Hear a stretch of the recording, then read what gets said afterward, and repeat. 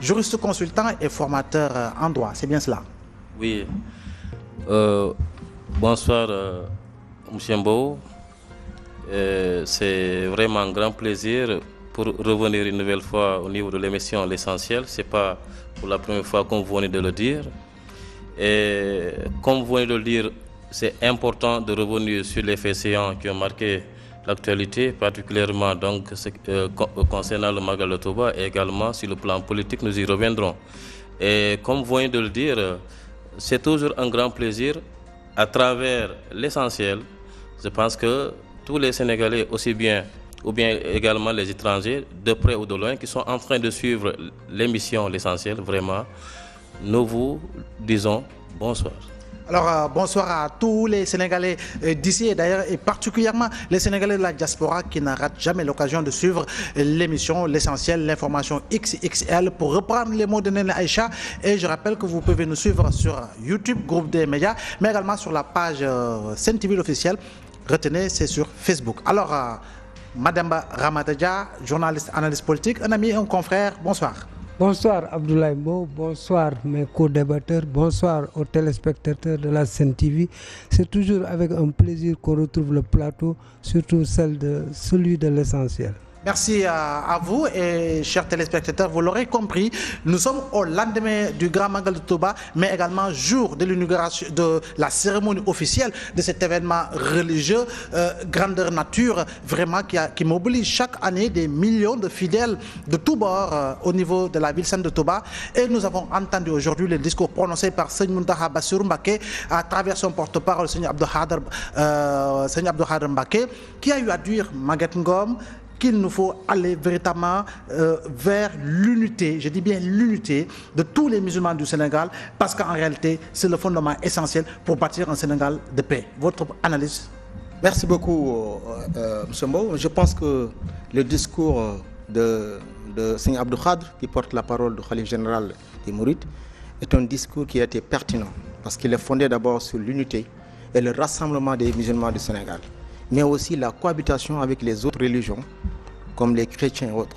C'est-à-dire, il nous faut qu'au-delà de la religion aussi, que nous pouvions transcender nos différences et former un peuple uni, une nation unie. Et c'est dans cette trajectoire aussi qu'il faut remercier le président Macky Sall pour son ouverture au dialogue, pour le climat de décrispation qu'il a instauré après son élection, sa réélection à la présidence de la République. Donc c'est un discours qui est aussi un discours qui tend vers la jeunesse, avec quand même plus d'attention par rapport aux réseaux sociaux, qui sont parfois un facteur de désunion, un facteur d'intoxication et de manipulation de la jeunesse. Donc je pense que c'est un discours très pertinent que nous saluons tous, et que vraiment que aussi ça entre dans le cadre aussi de la cohésion sociale qui a toujours été prônée par Serigne Touba, mais aussi par ses khalifes généraux, et en l'occurrence plus particulièrement Serigne Mountakha Mbacké, qui tout récemment a lancé la période de décrispation avec quand même la rencontre du président Macky Sall et du président Abdoulaye Wade à l'occasion de l'inauguration de la grande mosquée de Massalikul Jinane. Tout cela, c'est dans un climat de paix, de cohésion sociale que nous saluons. Alors, Mademba, depuis en tout cas le jour de l'inauguration de la mosquée Massalikul Jinane, nous avons vu véritablement la démarche adoptée par le Khalife général des Mourides, mais à ses côtés, avec toutes les familles des différentes cités religieuses, nous avons également vu ce jour Serigne Papsi Malik, porte-parole de la famille de Cheikh Seydi Hadji Malick Sy, aux côtés de Serigne Mountakha, mais également l'ouverture de l'école Sainte-Thérèse, une école catholique, justement aux fidèles musulmans, pour qu'ils puissent y prier. Mais 3 semaines après, le même discours revient lors de la cérémonie officielle du Magal de Touba. Unité des musulmans, pays de paix, ne pas répondre aux provocations d'où qu'elles viennent. Cela veut dire qu'en réalité, les confréries, à travers aujourd'hui le Khalife général des Mourides, montrent encore une fois qu'elles restent et demeurent des institutions de régulation sociale. Bon, c'est vrai que les confréries constituent une soupape de sécurité sur le plan moral, sur le plan social et même sur le plan mental. C'est vous dire qu'elles ont un rôle primordial dans la vie de tous les jours. Par conséquent, ce sont des régulateurs sociaux qui ne font que jouer leur rôle. Mais quand on analyse bien le discours du khalife général, ça entre en droite ligne dans ses préoccupations et ça contribue aussi à une continuité qui a été installée par son prédécesseur, Serigne Sidi Mokhtar. Lorsqu'il est venu au magistère, il a demandé à ce qu'il n'y ait plus des Korités à double vitesse ou à triple vitesse. Depuis lors, Dieu merci, on ne fait pas les frais de Korités multiples ou des Tabaski multiples. Donc, ça veut dire que l'élan mobilisateur, l'élan de cohésion sociale est là et qu'il faut le fortifier et le fructifier. Surtout en ce jour de Magal. Le Magal qui constitue un événement majeur dans la vie des Mourides, cet événement est le symbole d'une unité. Vous avez vu, toutes les confréries ont convergé vers Touba. Il y a aussi la représentation diplomatique, les étrangers, les autres religions. Donc ça veut dire que Touba constitue en soi un symbole fort pour l'émergence d'une unité nationale qu'il convient de préserver, et les prémices sont là qu'il faut sauvegarder, surtout en cette période où le terrorisme sévit à nos portes. Et effectivement, à un moment où le terrorisme sévit à nos portes, c'est d'une importance capitale, Maître Babacar Ndoye. Donc, il nous faut, en tant que Sénégalais, citoyens, mais surtout patriotes, de travailler justement à continuer de bâtir un Sénégal de paix, un Sénégal stable. Oui, monsieur Mbo, comme vous venez de le dire, je pense que le Magal de Touba aujourd'hui vient de montrer encore une nouvelle fois l'importance des confréries par rapport au comportement au niveau social. D'ailleurs, même moi, je dirais même, il s'agit de là deux points essentiels qui m'intéressent. D'abord, dans le cas, n'est-ce pas, des activités mourides. Particulièrement, le constat que j'ai fait, c'est par rapport donc, à l'unité mouride, mais également au Ndigal mouride.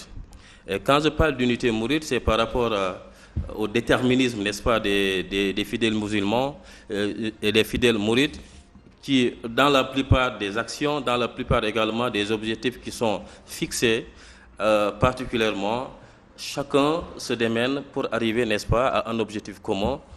D'ailleurs, même aujourd'hui, par rapport à Massalikul Jinane, c'est une parfaite illustration.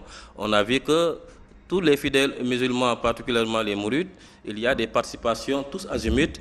Et la finalité, c'est pour mettre en œuvre, mettre en place ce joyau musulman, ce joyau de la Oumma islamique, notamment donc la mosquée, qui aujourd'hui constitue même un symbole islamique.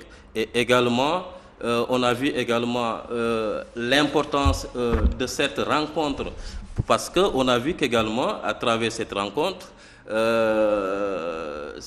la paix qui a eu donc à émerger, parce qu'on a vu que des politiciens qui étaient là depuis très longtemps, à chaque fois de se chamailler par-ci par-là, mais on a vu à travers Massalikul Jinane, le calife a réussi quand même à les réconcilier, ce qui constitue quand même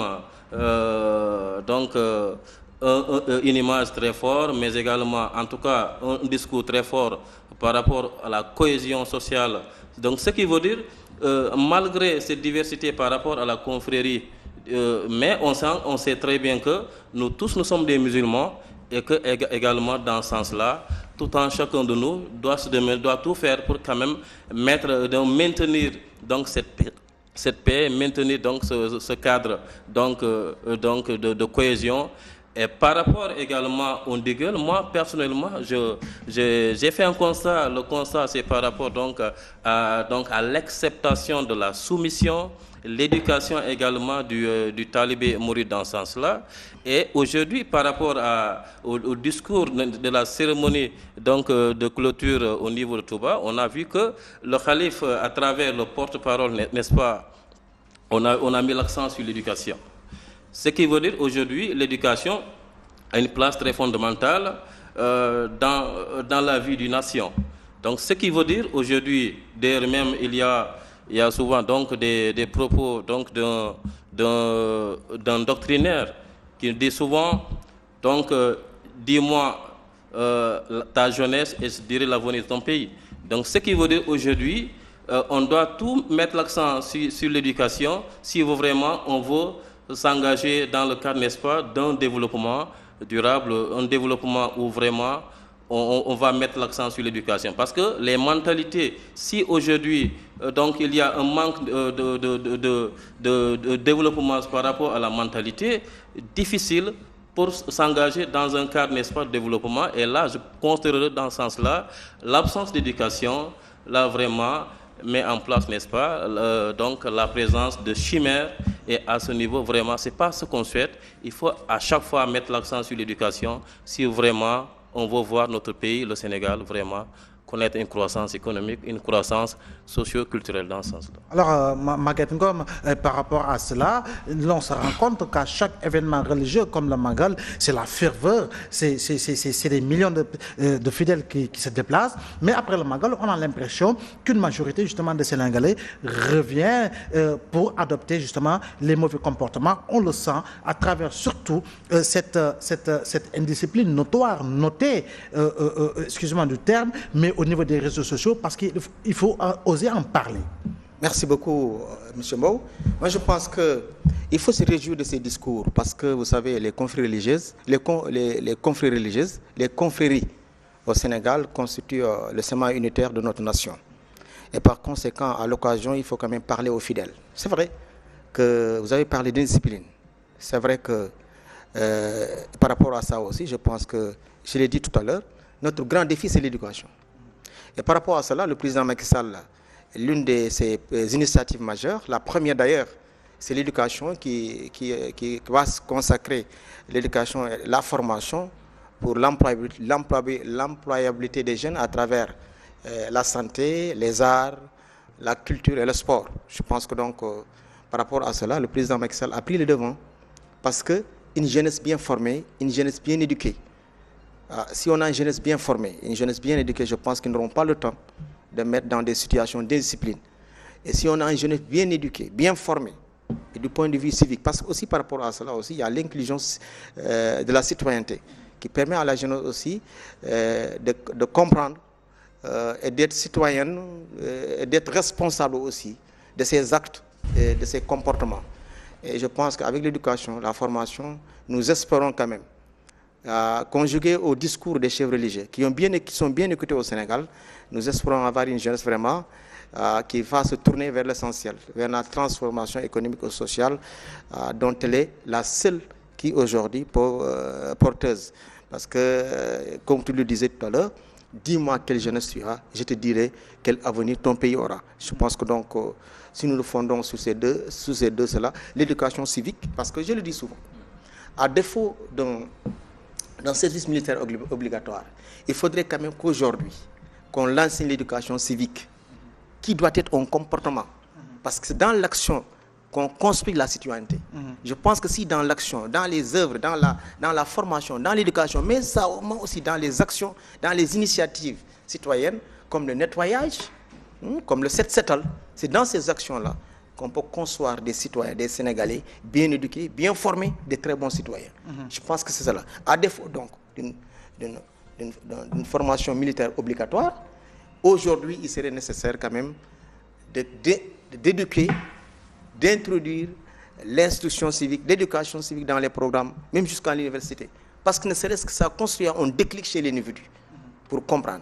Et cette formation, et cette éducation-là, cette éducation civique doit se faire à travers des actes de formation, des activités pédagogiques qui permettront à la jeunesse sénégalaise quand même de se former, d'être un citoyen apte au développement, un citoyen conscient de son devenir.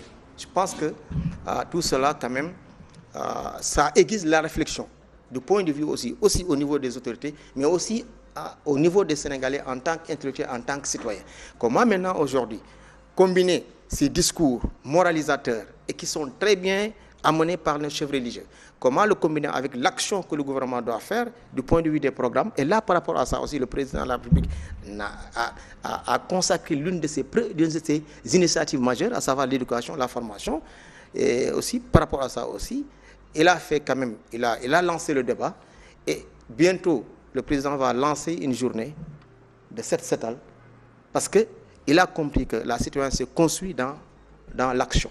Donc, par rapport à tout cela, au discours moralisateur, par rapport aux actions, par rapport à l'éducation qui est promue par le président de la République, et par rapport aussi aux actes et au comportement des parents, à la surveillance des parents, à l'éducation à la maison, parce que l'enfant aussi ne passe que quelques heures à l'école. Tout le reste, il le passe à la maison. Nous aussi, nous sommes des formateurs. Nous sommes aussi des éducateurs chez nous. Par rapport à tout cela combiné, je pense que cela puisse nous permettre quand même d'espérer une société, une jeunesse bien éduquée qui sera apte au développement et fera face à l'avenir de ce pays pour le développer. Et pourtant, à ce propos, Mandemba, les confréries sont justement des écoles d'éducation, mais également des modèles économiques. Quand on prend par exemple l'exemple de Khelkom avec Serigne Saloum Mbacké, quand on prend l'exemple de Fass Diacksab avec Serigne Abdoul Aziz Sy Dabakh, ou l'exemple de Boulel avec Serigne Abdoul Aziz Sy Al Amin et tant d'autres justement au niveau de la famille de Cheikh Al-Islam Ibrahima Niass, c'est des modèles économiques. Pourquoi alors une population majoritairement musulmane et majoritairement qui appartient justement à ces confréries jusqu'à présent n'arrive pas justement à adopter ce type de comportement justement hors de ces confréries? Bon, la jeunesse, c'est quoi? C'est le stimulant de la vie. La jeunesse, c'est la machine potentielle. La jeunesse, c'est la force de l'avenir. C'est pour cette raison que tous les grands hommes, comme Cheikh Ahmadou Bamba, a eu même à lui consacrer une ode intitulée une ode à la jeunesse, dans laquelle il dit ceci: vous les jeunes, si vous craignez l'humiliation dans l'au-delà, poursuivez le droit chemin, n'échangez point l'obscurité par la lumière. Donc c'est vous dire qu'il les a galvanisés. Quand le khalife général revient sur ça veut dire qu'il y a une jeunesse qui est là, qui quelque part se perd. Et nous devons sauvegarder, nous devons la protéger, cette jeunesse-là, pour qu'elle ne puisse pas s'engouffrer dans les labyrinthes de la déperdition et de la perversion. Pourquoi? Parce que en chacun de nous, il y a une conviction qui lui est profonde, un vécu qui lui est singulier et une expérience qui lui est particulière. Cette somme de facteurs fait l'individu. Et il arrive qu'il y ait des facteurs, des influences exogènes qui perturbent un peu sa quiétude et qui le conduisent à certains errements. Donc c'est vous dire qu'on a besoin chaque fois de faire des rappels et de demander aux gens de se bien comporter. Parce que le mouride, d'abord, si on se réfère, d'abord c'est quoi? C'est le savoir. La première action qu'on demande aux mourides, c'est de chercher le savoir. L'autre paradigme, c'est la quête de la bonne action. Et l'autre, c'est la bonne conduite. Donc, tous ces éléments, si on arrive à les faire prospérer dans la jeunesse, ça peut nous conduire. Donc, il appartient à nos gouvernements aussi d'être des exemples. Parce qu'on ne peut pas avoir une assemblée nationale où les gens s'insultent à longueur de journée. On a vu même des députés gifler leurs collègues. Donc, sur la scène politique, il y a aussi les insultes, les injures, les calomnies. Tout ça, c'est des mauvais comportements de la classe politique qu'il faut déplorer. Et cette classe politique doit aussi l'être exemple. Parce que la pédagogie des exemples vaut mieux que celle des idées. Si on essaie de capitaliser tout ça, ce facteur humain, et nos gouvernants aussi pourraient quand même essayer de voir comment faire pour capitaliser la philosophie mouride dans nos systèmes de développement. Parce que ça pourrait nous être profitable. Parce que le mouride, c'est l'indigal. Le mouride, c'est la détermination. C'est le don de soi. Et ils ont réussi tous les grands chantiers depuis 1960. Ça veut dire que ils ont des leviers solides sur lesquels le pouvoir pourrait s'appuyer pour tendre vers l'émergence qu'on clame et déclame à longueur de journée dans ce pays. Qu'on clame et déclame à longueur de journée, mais espérons que sous peu, nous serons véritablement dans l'antichambre des pays totalement émergés, Maguette Ngom, parce que c'est une importance capitale. Alors, Maître Babacar Ndoye, on le voit, on le sent, le Magal, c'est également un aspect économique. Quand on voit aujourd'hui, nous qui sommes restés à Dakar, parce que gardiens de la capitale, nous avons vu qu'en réalité, Dakar était totalement dépeuplé. Tout le monde était à Touba, donc ce qui veut dire que l'activité économique occupe une place prépondérante, surtout à l'occasion d'événements religieux comme le Magal de Touba. Oui, monsieur Mbo, comme vient de le dire, là, je pense que vous avez parfaitement raison, que Touba, dans le cadre, n'est-ce pas, du Magal, donc l'aspect donc organisation, l'aspect économique, on a vu quand même Touba aujourd'hui est considéré comme un modèle sur le plan économique. D'ailleurs même, par rapport au discours sur l'éducation qu'on a donc tout à l'heure esquivé, donc je pense qu'on a esquissé autant pour moi. Je pense que là il faut quand même retenir qu'aujourd'hui ce sont des enseignements d'ailleurs même donc des enseignements donc de Serigne Touba dans ce sens-là que il faut quand même donc mettre l'accent par rapport, n'est-ce pas, à deux aspects fondamentaux, notamment donc l'éducation et le travail.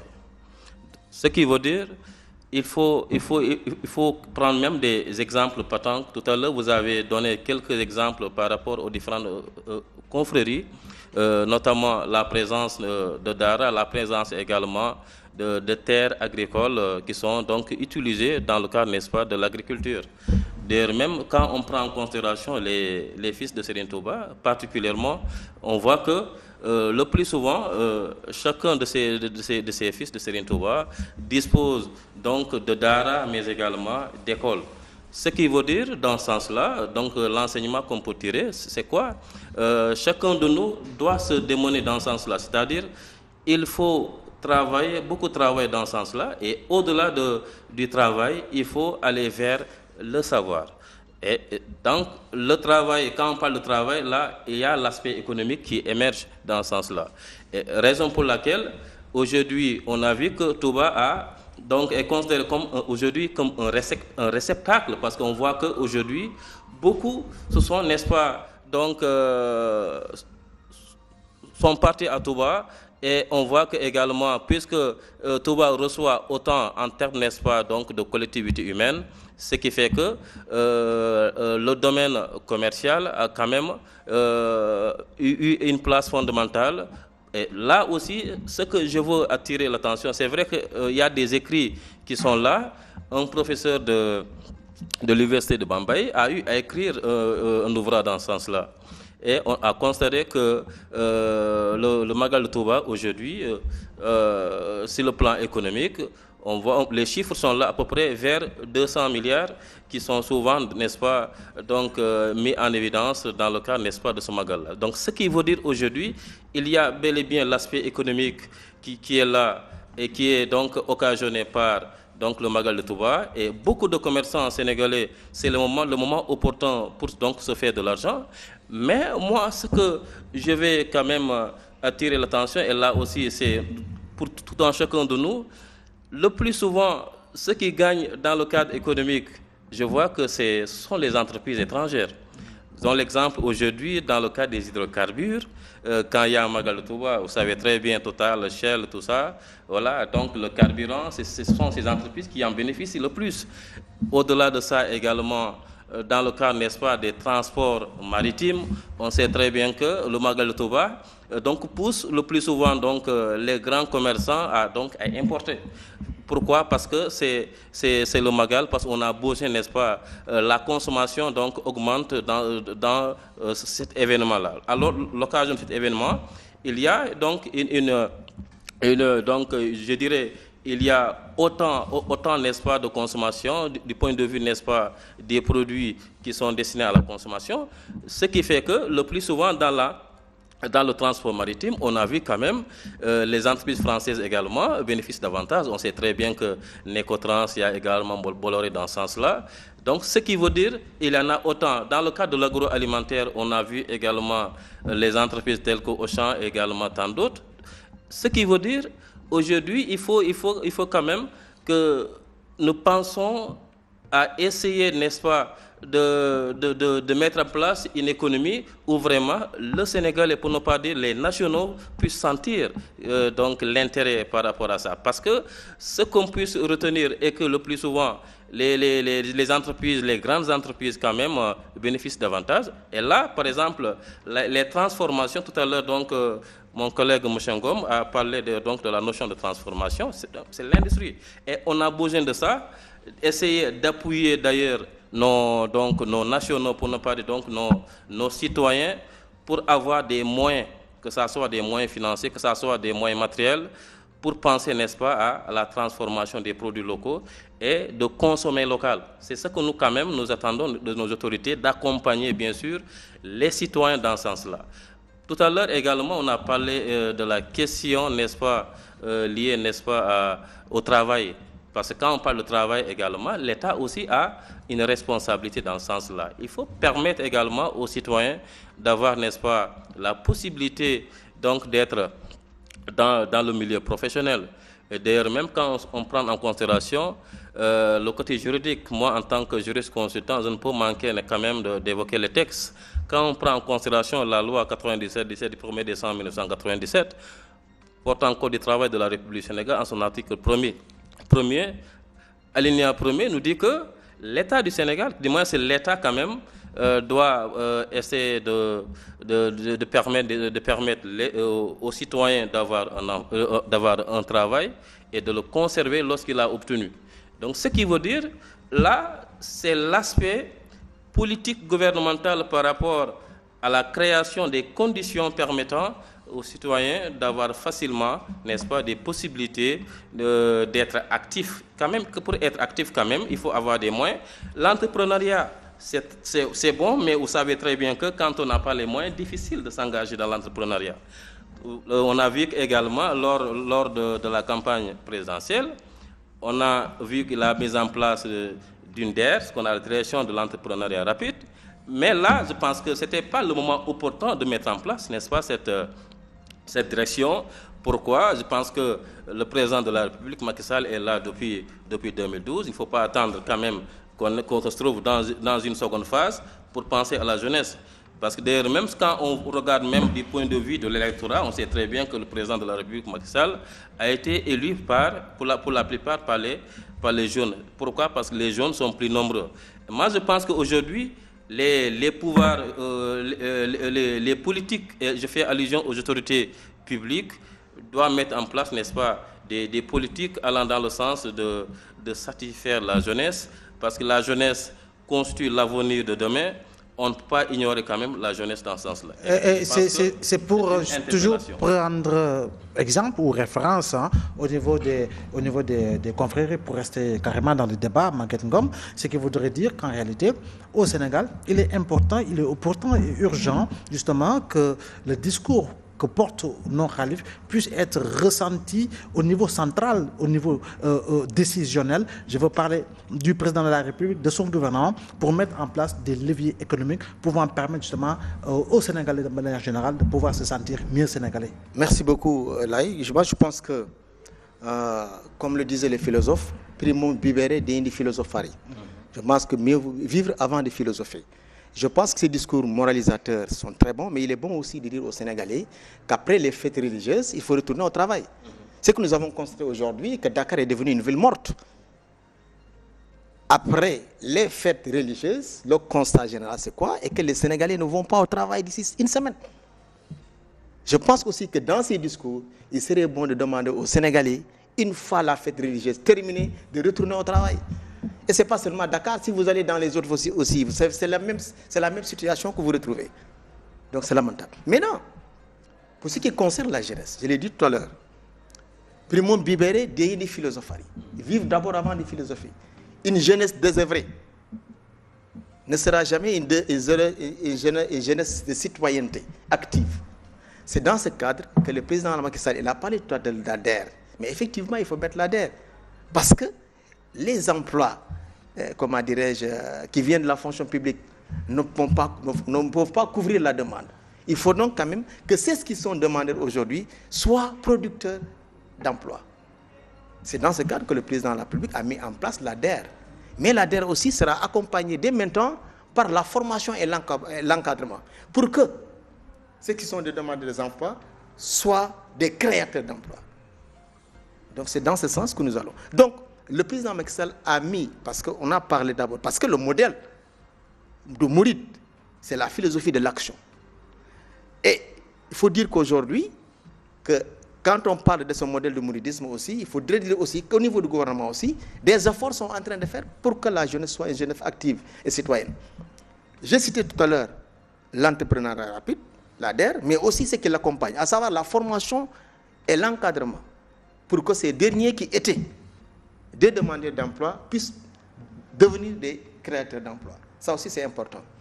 Il y a aussi l'une des initiatives majeures du président de la République, j'ai parlé tout à l'heure de l'éducation et de la formation pour promouvoir l'employabilité des jeunes, mais aussi, il y a aussi le numérique, il y a aussi l'environnement, la préservation de nos forêts, hein, pour au moins penser à l'avenir de cette jeunesse, au flux de jeunesse. Mais il y a aussi l'industrie qui va s'appuyer toujours sur l'industrie pour la transformation économique et sociale, qui va s'appuyer sur le PSE.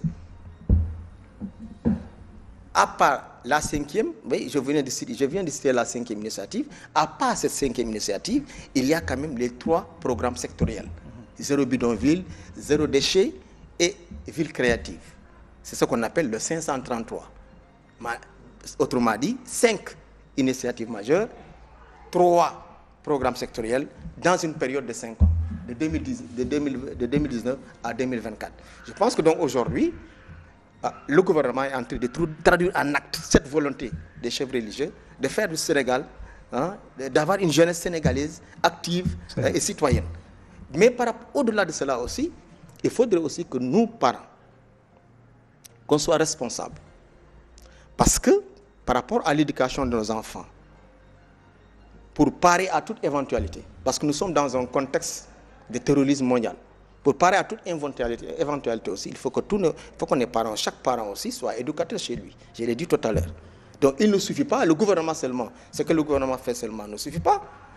L'encadrement est là, la formation est là, les prêts sont là, hein, tout est là, les initiatives sont là, les programmes sectoriels sont là, mais aussi pour former un citoyen, on doit le mettre dans le cadre de l'école et de la famille.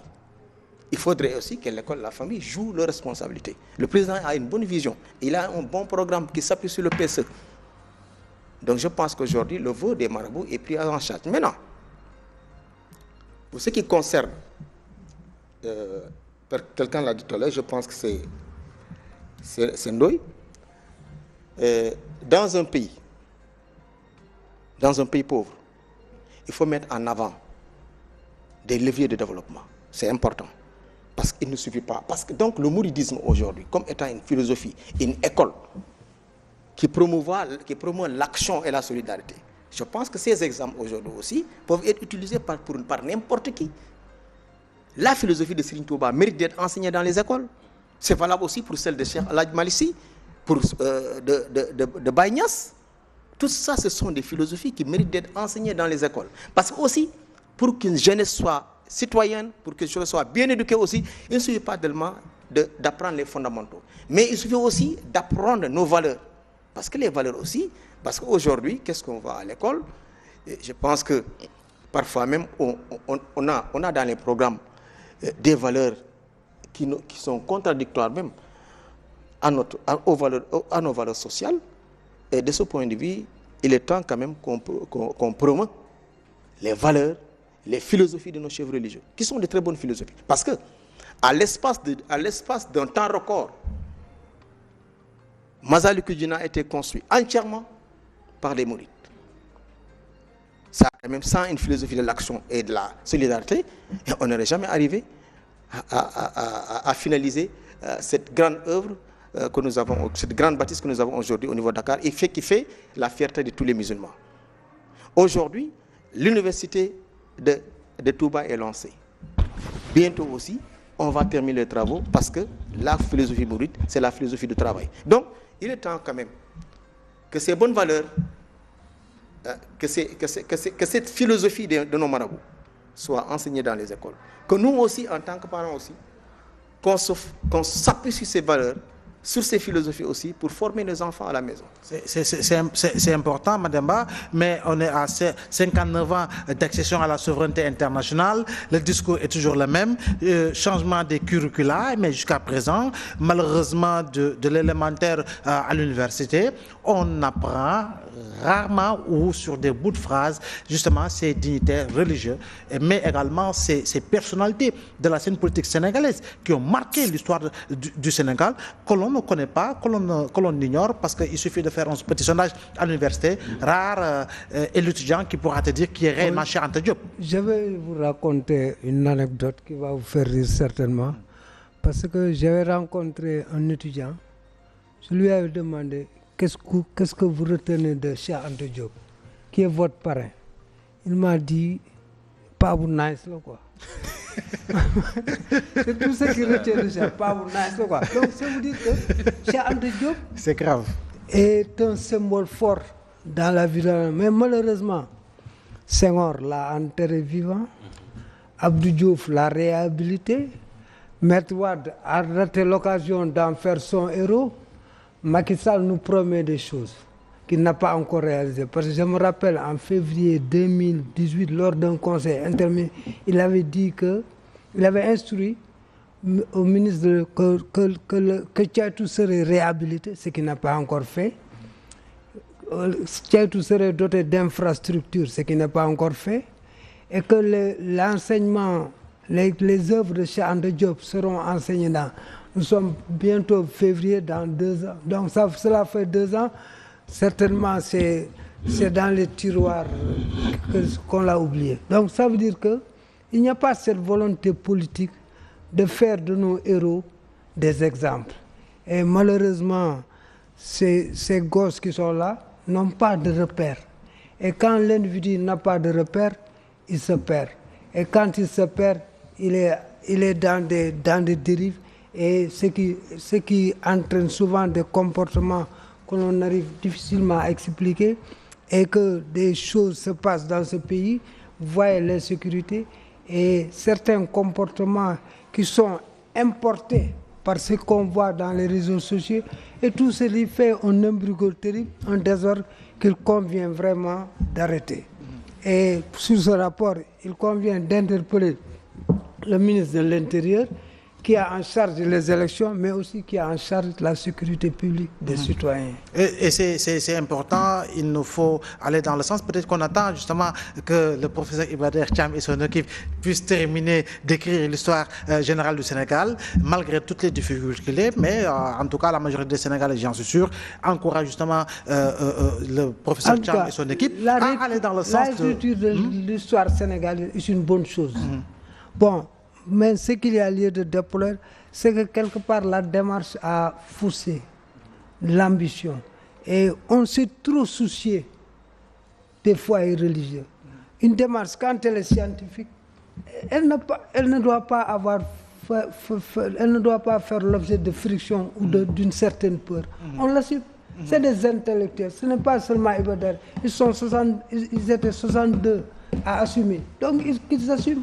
Effectivement, mais vous savez, nous sommes dans un pays assez particulier. Mais en tout cas, nous rêvons de pouvoir étudier à l'école, justement, des œuvres grandioses, comme Rima de Cheikh Omar Foutiyou Tall, Massalikul Jinan de Cheikh Ahmadou Bamba, ou Hilasul Zahab de Cheikh Seydi Malick Sy et tant d'autres écrits de dignitaires, de hauts dignitaires religieux, comme Cheikh al-Islam. On a étudié au Sénégal, on fait tabac. C'est le cas d'une si longue lettre de Mariama Ba.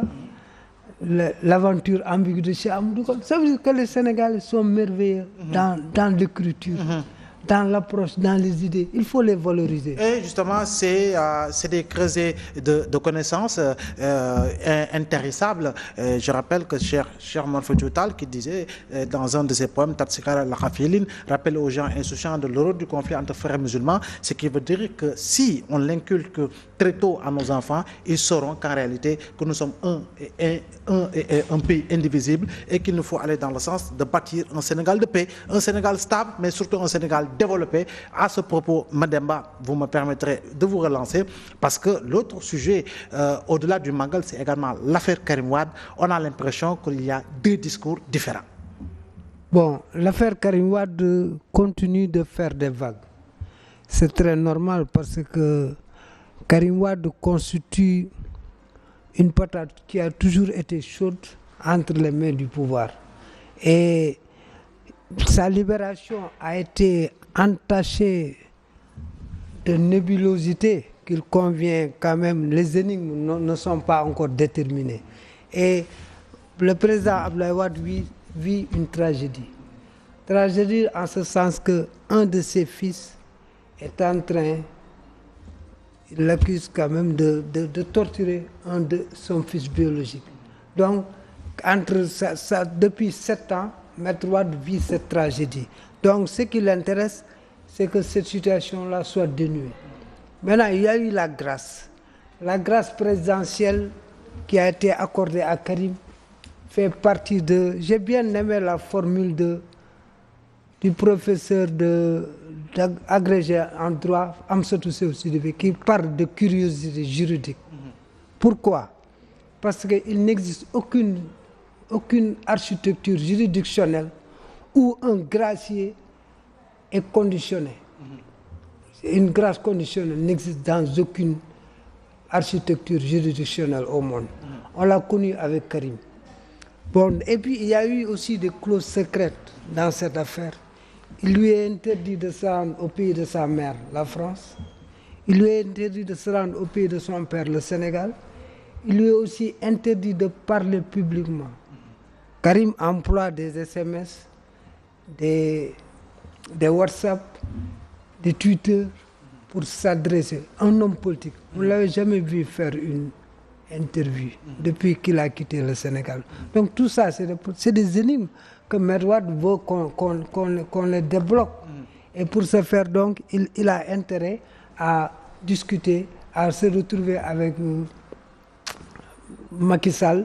Et maintenant, par rapport à cette affaire de Karim Wade, on nous parle d'engagement qu'aurait pris l'État. Et ce que le ministre des Affaires étrangères a démenti par un communiqué. Mais ce qui est sûr, c'est que l'affaire Karim Wade ne peut pas être occultée dans ces retrouvailles. C'est le nœud gordien qu'il faut gérer. Le nœud gordien qu'il faut gérer, mais madame, je rappelle qu'il y a une vidéo qui circule et montrant justement le représentant de l'État du Sénégal au niveau du comité des droits de l'homme des Nations Unies, prenant justement position par rapport justement au dédommagement, etc., parlant justement du cas Karim Wade, ce que le ministre des Affaires étrangères a démenti, mais malheureusement la vidéo en tout cas est suivie, est fortement suivie sur les réseaux sociaux, sur une importance capitale. Si la régie m'entend et que véritablement Anta et les autres techniciens peuvent aller dans le sens de nous dénicher cette petite vidéo de 3 minutes, ce serait également à titre illustratif d'une importance capitale pour permettre à nos téléspectateurs de mieux comprendre. Alors, Maguette, on le sait, il y a eu l'épisode Mazekoul Djinan, réconciliation est également sans conséquence parce que nous avons vu le président Abdoulaye Wade se déplacer au palais de la République sur invitation du président Macky Sall. Maintenant, l'intérêt, c'est quel avenir pour Karim Wade, exilé depuis 2016. Est-ce qu'il faut aller dans le sens justement de voter une loi d'amnistie qui ne le concernera pas uniquement? Bon, ce que je voudrais dire par rapport à cela est que Dame a parlé tout à l'heure, rappelez-moi le nom. Mademba a parlé tout à l'heure de nébuleuse. Moi, je pense qu'il n'y a pas de nébuleuse. Je pense que par rapport à Karim Wade, toutes les procédures ont été épousées et un jugement définitif a été arrêté et il a bénéficié de la grâce du président de la République. Maintenant, vous avez parlé des retrouvailles entre Macky Sall, le président Macky Sall et le président Abdoulaye Wade, et je pense que c'est tout à fait normal. Et ce n'est pas pour la première fois quand même que le président donne des signes d'ouverture. Il l'a toujours fait à travers, par exemple, le dialogue. Et c'est la deuxième fois qu'il appelle au dialogue. En 2016, oui, il a fait appel au dialogue. Nous avions une journée du dialogue durant laquelle une partie de l'opposition avait demandé la grâce pour Karim Wade. En 2017 aussi, en 2018, en 2019, il a encore appelé au dialogue. Et ça paraît même paradoxal pour certains, parce qu'on a dit que le président qui a largement gagné l'élection présidentielle, n'avait pas, pouvait ne pas appeler au dialogue. Mais c'est mal connaître l'homme. Parce que le président Macky Sall est un homme d'ouverture, mais aussi qui respecte beaucoup l'état de droit.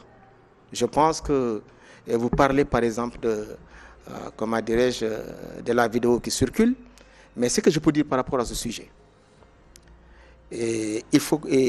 par rapport à ce sujet, est que ceux qui sont habilités à parler au nom du Sénégal pour des sujets pareils, ce sont les ambassadeurs et les fonctionnaires du ministère des Affaires étrangères. Et par rapport à cela aussi, il faut reconnaître que le président Macky Sall est le patron régalien de la diplomatie sénégalaise, dont il a confié une partie au ministère des Affaires étrangères à Amadou Ba, qui a démenti. Donc je m'en arrête là. Maintenant, je pense que nous sommes dans une période de décrispation.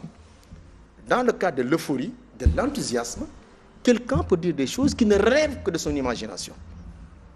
Dans quel cas et dans quelles conditions? Moi, je dis que, par exemple, dans le cadre, par exemple, de l'euphorie, parce qu'aujourd'hui, le président, quand même, a le droit, quand même, d'aller dans une phase de décrispation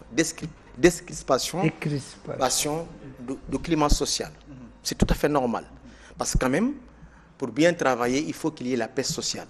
Je pense qu'aujourd'hui, il ne faudrait quand même pas revenir même en arrière. Parce que comme jetons les choses exécrables dans le puits de l'oubli, comme le disait Charles Baudelaire. Moi, je pense qu'aujourd'hui, il faut aller de l'avant.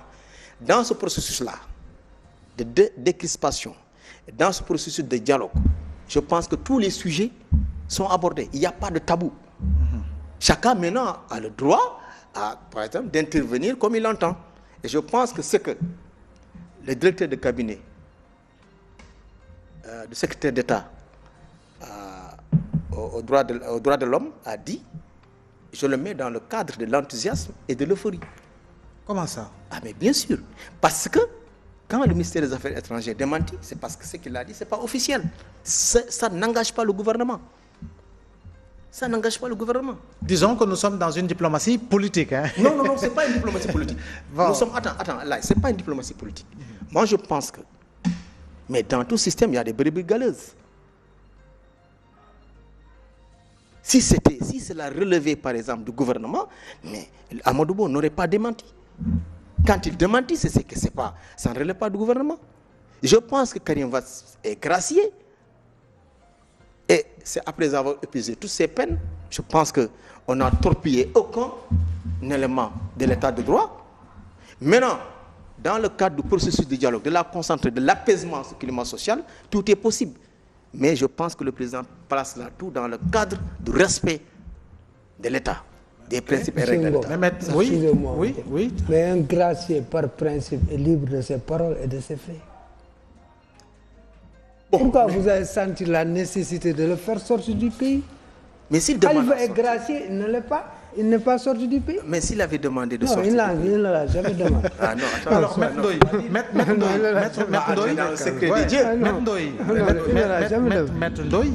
Ndoye, il a fait une lettre pour dire que je suis forcé.